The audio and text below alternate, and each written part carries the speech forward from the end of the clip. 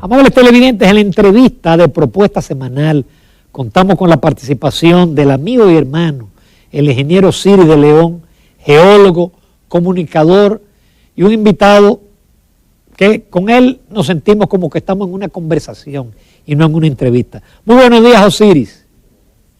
Buenos días, amigo y hermano Ramón Luis Ramírez. Buenos días para Patricia, buenos días para todo el pueblo dominicano. Como siempre, contento de estar conversando con buenos días, encantado de tenerte.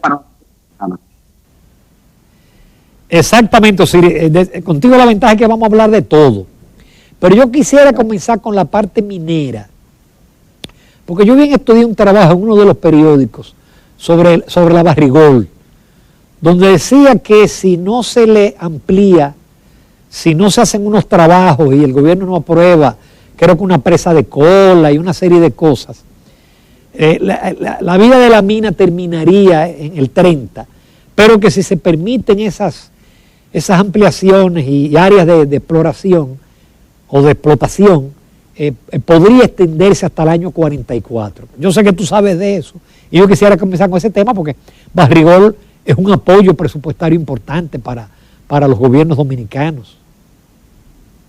Sí, Ramón, es así. Innegablemente, tal y como tú acabas de señalar, Barrigol es un apoyo fundamental para la economía dominicana y se acabó de demostrar en el año 2020 cuando aquí se cayó el aparato productivo fruto de la pandemia. Barrigol siguió produciendo, el único sector que tuvo números positivos. Es decir, que sus exportaciones superaron los valores anteriores porque pudo seguir trabajando de manera normal. Ahora, ¿qué ocurre? En una operación minera, como es el caso de Barrigol, tú tienes lo que llamamos la ley mineral, que es el contenido del metal que tú explotas por cada tonelada métrica. Normalmente, Barrick manda a molienda mineral de 2 gramos por tonelada, 2.5 gramos por tonelada, 3 gramos por tonelada.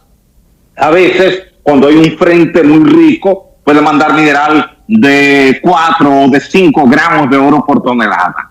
Ahora, ¿qué ocurre? No todo el depósito tiene alta ley. Hay áreas del depósito que son de baja ley, que tienen 1 gramo de oro por tonelada o 1,5 gramos de oro por tonelada. Y normalmente lo que se hace en el Departamento de Planificación de la Mina es mezclar material de alta ley con material de baja ley para tener una ley promedio. Y esa ley te garantiza, en función del precio del oro en el mercado mundial, que tu actividad minera es rentable porque tus beneficios son muy superiores a tus costos. Es decir, el volumen de tus ventas, entonces tú lo tomas, le reduces todos tus costos operacionales y te queda un beneficio neto importante para ti como empresa y para el Estado, que es el socio. ¿Qué ocurre? Siempre la empresa tiene que estar chequeando el precio del metal en el mercado internacional para saber cuál es la ley de corte que manda a molienda. En la medida que te baja el precio del metal, entonces tú tienes que mandar mineral de más alta ley. Pero en la medida en que el precio sube, tú puedes enviar mineral de más baja ley, que es lo que te garantiza los números positivos al final del trimestre, del semestre y del año. En ese interín, entonces tú tienes que ver cuáles son las reservas que te quedan para 20 años, para 30 años o para 40 años. Como la mayor parte de las reservas son de baja ley, tú tienes ahora que hacer un proceso de readecuación tecnológica. Y esa readecuación tecnológica requiere luz verde por parte del Poder Ejecutivo, del gobierno. Primero, porque la ley minera 146 establece que el subsuelo es propiedad del Estado. Y la Constitución de la República, en el artículo 14, también te lo plantea. Entonces el Estado tiene que darte la luz verde para eso. Pero segundo, el Estado es socio, en virtud de un contrato especial de arrendamiento minero, que está aprobado por el Congreso Nacional. Eso implica que ahora tú tienes que estar pensando en dos cosas. Primero, ¿cuál es la ley mineral que te queda? ¿Y cuáles son los precios en el mercado para tú planificar? Porque minería no se planifica de hoy para mañana. Se planifica a largo plazo adelantado. Entonces tú ya en el 2020, 2021, tú tienes que estar pensando qué tú vas a hacer en el 2026, 2028, 2030, para que tú puedas operar adecuadamente. Porque cualquier readecuación tecnológica te puede tomar 2 años o 3 años. Y en este caso entra un tema especial. que es a donde tú envías el material que resulta de la molienda, en la arena fina, que es lo que va a la presa de Cola. Hoy día todo ese material está yendo a la presa de Cola del Yagal, que está en el área sur de la mina, pero como esa es la presa de Cola que está operando desde el año 2013 y las presas de Cola se van llenando, porque a diferencia de una presa de agua como Tavera, como Bao, como Atillo, como Rincón, tú entras agua pero saca agua. Por tanto, la vida de una presa de agua es larga. La vida de una presa de Cola es corta, porque en la presa de Cola tú estás mandando arena todos los días y se te va llenando de arena. Y cuando ya la presa está llena de arena, ahora tú tienes que hacer una nueva presa. Y entonces Barry ha estado hablando de la posibilidad de construir una nueva presa de Cola cerca del área del Yagal, y ahí es donde ha venido un pequeño conflicto con la comunidad. Al parecer la comunidad no ha entendido bien qué es lo que se va a hacer, cómo se va a hacer. Quizás ha faltado comunicación entre las tres partes, y las tres partes son el Estado Dominicano por un lado, vía el Ministerio de Energía y Minas y vía el Ministerio de Medio Ambiente, la empresa minera por el otro lado y la comunidad como tercera parte. Yo creo que en la medida en que el Estado asuma el tema de la mano de la empresa y de la mano de la comunidad y se sienten a conversar ampliamente, se puede llegar a un acuerdo, porque muchos comunitarios han pedido una reubicación del área. Entonces, se ha estado discutiendo dónde reubicar la gente. La comunidad está planteando un lugar, la empresa minera creo que está planteando otro lugar, y es ahí donde el Estado, Ramón, Ana Patricia, pueden entrar como árbitro. Entonces, el Estado evaluar las diferentes opciones en la zona, discutirlo con la comunidad, discutirlo con la empresa y se llega a un acuerdo. Ahí es donde está el tranque. Pero la empresa está mirando definitivamente, Ramón, hacia el largo plazo, y lo que le permite en el largo plazo seguir la operación con beneficios para el Estado, beneficios para ellos, beneficios para la comunidad, es la readecuación del proceso pensando en explotar el mineral de baja ley que está dentro de la zona. No es explotar mineral fuera de la concesión, es dentro de la concesión, pero necesita construir una represa de Cola donde mandar las arenas que resultan cada día del proceso de molienda, porque tú estás moliendo 24,000 toneladas métricas cada día. Entonces quiere decir que tú todos los días estás produciendo 24,000 toneladas de arena, porque tú tomas el mineral, lo trituras, lo pulverizas, y entonces después que tú lo llevas a la planta, pero sale de la planta la arena fina, y esa arena fina tú tienes que almacenarla, y es ahí donde está el tema. Pero yo creo que si el Estado ayuda vía el Ministerio de Energía y Minas y vía el Ministerio de Medio Ambiente, y pueden entrar también los especialistas en temas comunitarios que tiene el Estado, en poco tiempo se puede llegar a un buen acuerdo razonable para las tres partes, para el gobierno central, para las comunidades y para la empresa minera. Con esta nueva explotación, entonces Barrick Pueblo Viejo estaría contribuyendo con una mayor cantidad de dinero de impuestos al Estado Dominicano, o sea que es algo beneficioso para nosotros. Sí, tú sabes, Ana Patricia, que el contrato se revisó, y entonces al revisar el contrato, pues el Estado ha obtenido una participación más importante en el orden económico. Por un lado, lo que se llama el PUM, que es la participación en las utilidades netas. Por otro lado, lo que se llama el retorno neto de fundición, un RNF, que es un volumen pequeño, el RNF, pero es el bruto de todo lo que tú exportas con oro y plata. Al gobierno le toca un 3.5%, indistintamente de a cómo está el precio del metal, ni cuánto tú ganas, ni cuánto tú pierdes. Se aplica sobre el bruto. Pero el PUM se aplica sobre beneficios.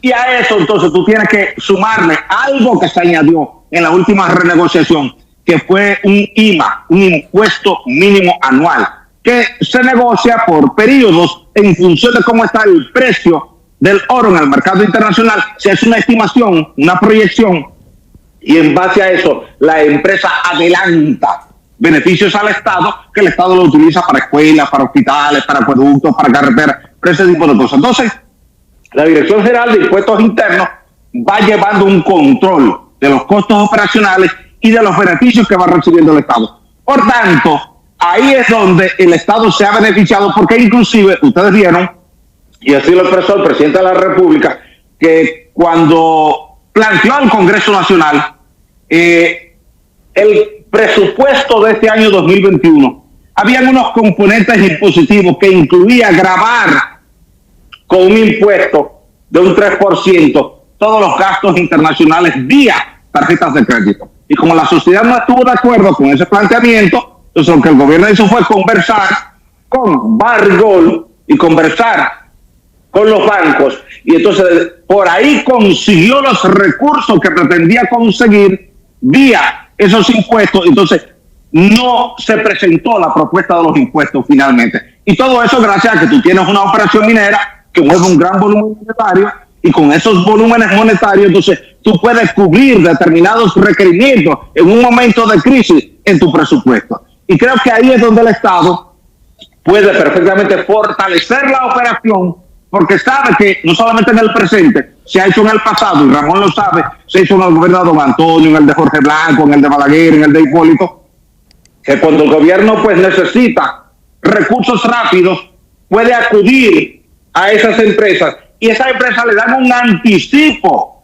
a dividendos al Estado. Es como tú ir a un banco a buscar un dinero, pero solo que en este caso no tiene que pagar una tasa de interés. Entonces, tener una operación de ese tipo, de ese tamaño, y sobre todo de ese metal, que es el oro siempre tiene la bondad de que en cualquier crisis económica mundial, en lugar de deprimirse su valor, lo que hace es que adquiere mayor valor. Y lo vimos con el tema del COVID, el oro comenzó a subir de precio porque había inestabilidad del dólar en el mercado internacional. Quiere decir que yo creo que esto es lo que tiene que hacer el Estado, priorizar esa operación, concentrar parte importante, la visión minera del Estado Dominicano en lo que es la operación de Pueblo Viejo, darle todo el soporte necesario y llegar a los acuerdos con las comunidades.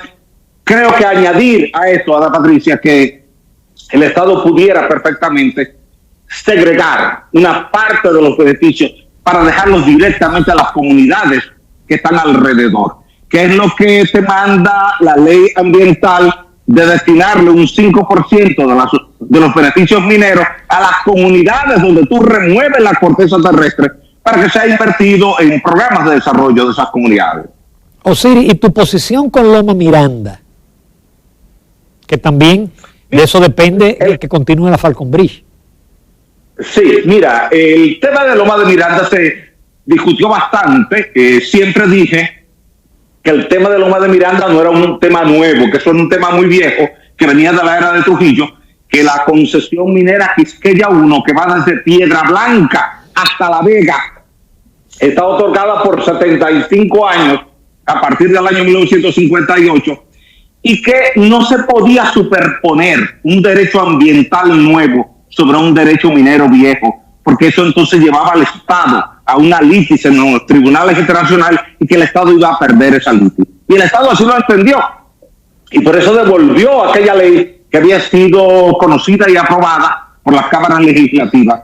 Yo sigo entendiendo que lo que faltó fue que el Estado y la empresa minera pudieran dar todos los detalles pertinentes a la comunidad, pero sobre todo a la comunidad ambiental. Siempre hay una forma de tú extraer un mineral del subsuelo buscando el menor impacto posible. Otros países lo han logrado, Estados Unidos lo hace, Canadá lo hace, en Australia lo hacen, en Papúa Nueva Guinea lo hacen, en Israel lo hacen, en Taiwán lo hacen. Entonces, creo que el Estado puede tomar ese tema, discutirlo con la empresa, discutirlo con La Vega y con Bonao, discutirlo con la comunidad ambiental y ver entre todas las partes cuál es la mejor opción. Pero al final del día ahí hay una concesión minera otorgada en el año 1958, porque se otorgó. Por tanto, hay un derecho adquirido, y quien tiene ese derecho adquirido lo va a hacer valer frente al gobierno actual o frente al gobierno que venga, porque hay algo que a veces, Ramón, la gente no sabe, es que una concesión minera es igual que un título minero. Es como igual un título de tu carro, de tu solar, de tu apartamento. Tú puedes negociar ese título, porque la ley te da ese derecho a negociar ese título. En consecuencia, cuando tú le vendes una concesión minera de una empresa a otra empresa, tú estás vendiendo un título. y te van a hacer valer lo que hay de reserva minera en ese sitio. Y en consecuencia, si tú le niegas la explotación, entonces esa empresa puede acudir a los tribunales. Y creo que lo conveniente no es ir a los tribunales, sino ponerse de acuerdo entre las partes. El Estado, vía el Ministerio de Medio Ambiente y el Ministerio de Energía y Minas,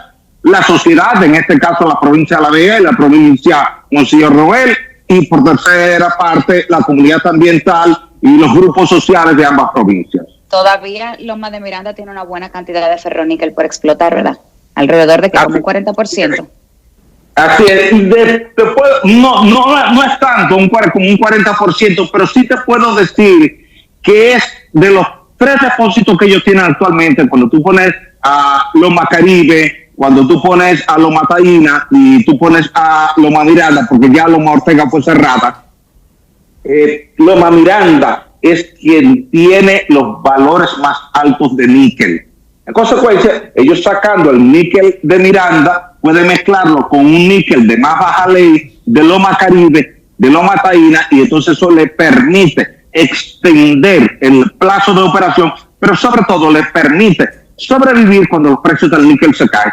A diferencia del oro, que generalmente tiene precios altos, el níquel fluctúa mucho, porque el níquel no tiene tanta demanda como el oro, ni es un elemento estratégico del mercado como lo es el oro. Siempre que tú veas que el dólar se cae, tú vas a ver el oro que va para arriba, porque los inversores, cuando ven que su dinero está en peligro, lo cambian por lingotes de oro y luego reversan la operación si ven que el oro va bajando. El níquel no tiene esa ventaja. Por tanto, tú has tenido momentos donde has vendido níquel a $22 la libra y has tenido momentos donde el níquel se ha caído a $2 la libra. Entonces, hay ese rango de fluctuación. Lo ideal es que el precio esté por encima de $5 la libra, que eso le garantiza rentabilidad a la empresa y al país. Pero ahí yo creo que también el Estado y el Ministerio de Energía y Minas tiene que prestarle más atención al tema, Ramón. Nos quedan pocos minutos en este bloque y yo quiero cerrar con la parte minera. Me quedaba la parte de la mina subterránea que anunció el ministro anterior, Isaac Conde, que era una explotación novedosa en San Juan de la Maguana, pero que la comunidad se opuso, la iglesia, los sectores representativos, y parece que ese proyecto se va a engavetar.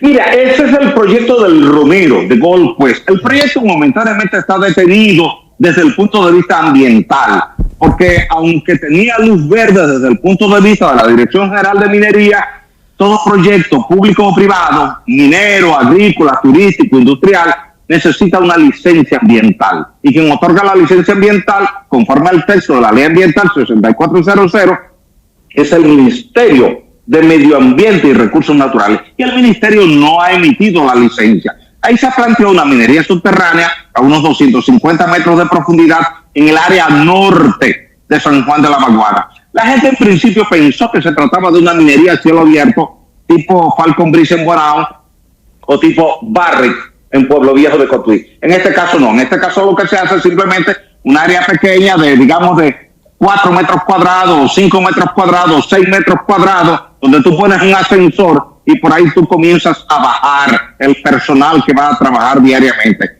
Tú puedes caminar ahí y no vas a ver la operación minera. Cuando tú vas a Chile, en el desierto de Atacama, tú no ves la operación minera porque todo está subterráneo. Cuando tú vas a Sudáfrica, desde arriba, desde el aire, tú no ves nada porque todo está abajo. Debajo es como si fuera una gran ciudad. Es como el metro. Tú vas por la John F. Kennedy y tú no ves el metro, pero el metro está abajo. Tú vas a Nueva York, en Manhattan, tú no ves el metro en Downtown, pero el metro está allá abajo. Eso pasa con la minería subterránea. Es decir, ahí no hay posibilidad de contaminación. En lo absoluto, porque todo está abajo. Mira, normalmente, Ramón, la contaminación ambiental en una operación minera a cielo abierto viene por el tema de la lluvia, porque la lluvia se entra en contacto con el mineral. Si el mineral es sulfuroso, como el caso de Pueblo Viejo, que es pirita, que es sulfuro de hierro, y espalerita, que es sulfuro de zinc, se oxida rápidamente. Y al oxidarse libera el azufre. Y el azufre combinado con el agua te da ácido sulfúrico y se acidifica el agua. Si tú no tienes una planta de tratamiento para neutralizar esa acidez, echándole cal, mucha cal para subir el pH, porque la cal combinada, cal viva, que es óxido de calcio, combinado con el agua te da hidróxido de calcio y eso tiende a alcalinizar. Por tanto, te neutraliza la acidez y tú lo que garantiza, conforme a la ley ambiental, es que el pH esté cerca de 7, o ligeramente por encima de 7, o ligeramente por debajo de 7, pero en ese rango, que es lo que le asignamos como pH normal al agua del río, al agua normal, al agua del arroyo, al agua de la cañada, que no sea un entorno urbano, porque el entorno urbano está cargado de contaminantes cloacales. Pero entonces, si tú le garantizas que el pH está cerca de 7, poquito más, poquito menos, está dentro de la normativa y en consecuencia el agua es perfectamente manejable por todo el mundo. Entonces es un tema de contacto de la lluvia con el mineral que esté puesto a cielo abierto. En la minería subterránea no se da eso porque la lluvia nunca está en contacto con el mineral, porque el mineral central. Te lo digo, yo he estado muchas semanas en minas subterráneas de México, he visitado minas en Chile y la verdad que desde arriba tú no ves nada abajo, y cuando tú estás abajo es como cuando tú estás en los túneles de cualquier metro en cualquier parte del mundo que no estás mirando la superficie. Me gustaría empezar preguntándote por qué te ha parecido el gobierno durante todos estos meses de gestión, pero quisiera mejor preguntarte sobre el tema del COVID, que es el tema obviamente del momento, y como está unido a la parte geológica, he visto la ayuda y el impacto que han tenido Barrick Pueblo Viejo en la comunidad, ayudando para mitigar un poco la pandemia. Entonces, ¿cuál sería tu opinión al respecto de las medidas que se han estado tomando por el gobierno, manejo de la crisis, qué se podría y qué no se podría hacer? Tu opinión como geólogo, porque sé que no eres médico obviamente, pero siempre importante. Mira, Ana Patricia, yo creo que el COVID ha sido bien manejado en la República Dominicana considerando la dimensión de la pandemia. Estamos hablando de una pandemia que ya a nivel mundial ha contagiado cerca de 100 millones de personas en el mundo y que ya han muerto poco más de 2 millones de personas en el mundo. Y donde las naciones más desarrolladas han sido las más impactadas. Y tú comienzas con el caso de Estados Unidos. Estados Unidos ha tenido prácticamente 25 millones de contagios. Y las muertes en Estados Unidos ya superan 300,000. Fíjate que inclusive el nuevo gobierno de Joe Biden está tratando de dejar al mismo doctor Anthony Fauci al frente del equipo de asesoría frente al tema, porque entiende que es un tema sumamente delicado, un tema complejo, donde, como te dicen los especialistas en virus, todos estamos aprendiendo.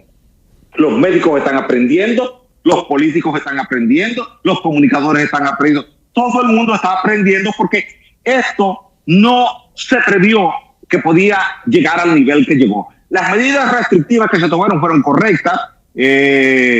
Digamos, mantener el distanciamiento, mantener la cuarentena, mantener las medidas restrictivas en sentido general, porque tú sabes, Ana Patricia, que el ser humano le gusta la libertad. Y dentro de esa libertad a veces se olvida que estamos en medio de una pandemia. Toda la gente se te va a Boca Chica, se te va a Juan Dolio, se te va a Guayacana, se te va a La Romana, se te va a Bávaro, se te va a Punta Cana. Y en medio de esa festividad, del día o del fin de semana, se te olvida de que hay un virus que tiene una particularidad, y es que hay mucha gente asintomática, mucha gente que no tiene tos, no tiene fiebre, no tiene malestar corporal, por tanto no sabe que tiene el virus, sale a hacer su vida normal de diversión, está hablando contigo y te transmite el virus, porque mucha gente que tiene el virus, pero que es asintomático, tiene una alta capacidad de transmitir el virus. Y como el virus tiene la capacidad de hacer 100,000 copias de sí mismo en 24 horas, en cuestión de 3 días, tú tienes tu organismo lleno de virus. Y entonces cuando tú vienes a darte cuenta, quizás es tarde. La medicina ha ido avanzando mucho. Desde que empezamos usando el tocilizumab, que fue lo que dio respuesta con mucha gente que estaba grabada, hasta hoy día que se discute si la ivermectina funciona bien o no funciona bien, si la acitromicina por un régimen de 3 días, acitromicina de 500 miligramos funciona bien. Lo cierto es que los médicos, cuando tú hablas con ellos, sobre todo los neumólogos, te dicen que la diferencia entre el presente, ahora, enero del 2021, y el pasado, marzo del 2020, es significativa, porque ya hoy día se saben muchas cosas que no se sabían antes. Inclusive he conversado con algunos médicos por asuntos de amigos que han estado internos y dicen, mira, lo primero que ya estamos haciendo y que no lo hacíamos antes es que cada vez que la persona se mejora, lo mandamos a su casa para evitar un contagio de otra cosa aquí en la clínica, porque muchas veces la gente se agravó después de haberse mejorado, fruto de que adquirió un contagio internamente. Entonces yo creo que esas medidas que adoptó el gobierno anterior y que está adoptando el gobierno actual han sido correctas. Mantener el toque de queda, a la gente no le ha gustado mucho el toque de queda, pero a nadie le gusta. En Estados Unidos no gusta, ni en Alemania, ni Francia, ni en Reino Unido gusta, pero hay que adoptarla. De hecho, muchos países que desmontaron los toques de queda tuvieron que volver a colocarlo. Y países donde la cuarentena fue desmontada tuvieron que volver a colocar la cuarentena. De hecho, tú habrás visto que el primero que está haciendo Biden es que está decretando desde el momento de su toma de posesión que en las oficinas federales todo el mundo tiene que tener obligatoriamente mascarilla y que en las carreteras interestatales todo el mundo tiene que andar con mascarilla. Eso es para llevarle un mensaje a la gente de respetar las directivas que están siendo adoptadas por los organismos de salud. Y yo creo que eso es lo que tenemos que hacer aquí, respetar las directivas que adopta el Ministerio de Salud Pública, que van de la mano de las directivas que salen de la Organización Panamericana de la Salud y de la Organización Mundial de la Salud. Si hacemos esto, y ya que el gobierno ha contratado 20 millones de dosis de vacuna, la mitad con AstraZeneca y la otra mitad con Pfizer, entonces yo creo que vamos por el buen camino. Lo que necesitamos ahora es lograr que las vacunas lleguen rápido, porque veo que las vacunas de Pfizer se estima que pudieran estar llegando en abril y que las de AstraZeneca podrían estar llegando en agosto. Quizás hacer un poquito de gestiones de buena voluntad por parte del propio presidente de la República frente a esos laboratorios para que le adelanten un par de meses esos cronogramas, que lo que está pautado para llegar en abril, que a lo mejor llegue a final de febrero, que es lo de Pfizer, y que lo que está pautado para llegar en agosto con AstraZeneca, pues que pueda llegar en abril o mayo, para que comencemos entonces a vacunar a todo el pueblo dominicano. Claro, porque si proyectamos que... Osiris, tú no tienes ni la edad ni la morbilidad, tú no necesitas la vacuna, pero tú te la pondrías. Sí, yo me ¿No le tienes miedo a los efectos secundarios? No, mira, evidentemente que ha habido efectos secundarios. Ha habido temas en Reino Unido, ha habido temas en Brasil, ha habido temas en Estados Unidos con los efectos secundarios, sobre todo con la mielitis transversal que se le ha desarrollado a algunas personas y entonces le crea una condición motora un poquito difícil. Pero quizás no está vinculado directamente a lo que es el diseño de la vacuna per se, porque esta vacuna trabaja sobre un ARN mensajero, es decir, un ácido ribonucleico mensajero. Quizás tiene mucho que ver con alguna condición previa de la persona que recibió la vacuna. Y entonces ahí vino el tema. Porque cuando vemos, Ramón, de la cantidad de millones de vacunas que se han puesto, ya en el mundo se han colocado más de 30 millones de vacunas, en relación a los casos han sido mínimos. Los casos no llegan todavía a una decena con los millones de vacunas que se han colocado en Reino Unido, que fue donde primero comenzamos con la vacuna de Pfizer, después en Estados Unidos, que se siguió con la de Pfizer, después en Canadá, que se siguió con la de Pfizer, en India se está vacunando, en China están vacunando, en Brasil se ha comenzado a vacunar esta semana, en Rusia han estado vacunando. Los casos han sido mínimos, así que yo creo que si bien es cierto que hay un riesgo de efectos secundarios con la vacuna, también hay un riesgo de efectos secundarios más alto de no vacunarse. Entonces, dado el caso, Ramón, de que estamos en un rebrote y que tenemos un pico, fíjate tú que cuando comenzamos con esta pandemia, estábamos reportando a nivel mundial 15,000, 20,000, 25,000, 30,000 casos al día. Desde noviembre estamos reportando cerca de 750,000 contagios nuevos cada día. Y en diciembre llegamos a un pico de 835,000 contagios al día. Las muertes, que en principio estaban en 4,000, 5,000 a nivel mundial, en algún momento llegó a 6,000. Ya la semana pasada estaban en 16,500 al día, cada 24 horas, comenzando con Estados Unidos, siguiendo con Brasil, después siguiendo con Reino Unido. Entonces estamos hablando que si naciones desarrolladas, que tienen sistemas de salud que son robustos, que tienen suficientes científicos en el área de la virología y tienen suficientes recursos económicos y se ven en estas situaciones difíciles, a nosotros pudiera pasarnos algo peor. Entonces yo por eso creo que la única ventana que tiene el mundo hoy día, no solo de República Dominicana, el mundo, es la vacuna. Al margen de esos riesgos que con mucha propiedad tú citas y que siempre existen. Porque igual la vacuna del sarampión tenía algún riesgo, la de la polio tenía un riesgo, la de la viruela tenía un riesgo, porque depende de cada organismo particular. ¿Cómo reacciona un organismo frente a esa vacuna que se coloca para que tu organismo entonces aprenda a identificar el virus y aprenda a atacarlo y a destruirlo? Y entonces ahí es donde tú quedas inmunizado. Osiris, pero entonces mientras la vacuna no llegue, ¿qué va a pasar con la economía? ¿Qué va a pasar con los negocios? ¿Qué va a pasar con los colegios? O sea, ya todo el mundo está desesperado. O sea, sí, mira, eso es un buen tema. Lo que están haciendo algunas naciones buscando un punto de equilibrio entre ambas cosas, es decir, la restricción en el aparato productivo y la seguridad, balancear las dos cosas para no irse mucho de un lado, porque ciertamente, como te dice mucha gente, bueno, quizás no me mata el virus, pero me mata el virus, y ahí hay que considerarlo. Entonces, ir restableciendo el aparato productivo en función de los sectores menos vulnerables a eso, digamos, donde tú tienes más gente joven que no es muy vulnerable, dejando en su casa a la gente que tiene más de 65 años de edad, porque están dentro de los más vulnerables, gente que tiene diabetes, obesidad, cardiopatía, hipertensión, enfisema, cualquiera de esas condiciones de salud previas que le hacen muy vulnerable, entonces dejarlo fuera del aparato productivo por el momento e incorporar a aquellos que tu departamento de salud te dice que son los de menor riesgo, que esos sean los encargados de reactivar el aparato productivo en lo que tu departamento de salud va haciendo las gestiones de la vacuna. Tú vas vacunando a la gente. Ahora hay un debate con el tema de la vacuna, porque en algunos países quieren vacunar a los jóvenes porque dicen que eso tiene más capacidad de transmisión.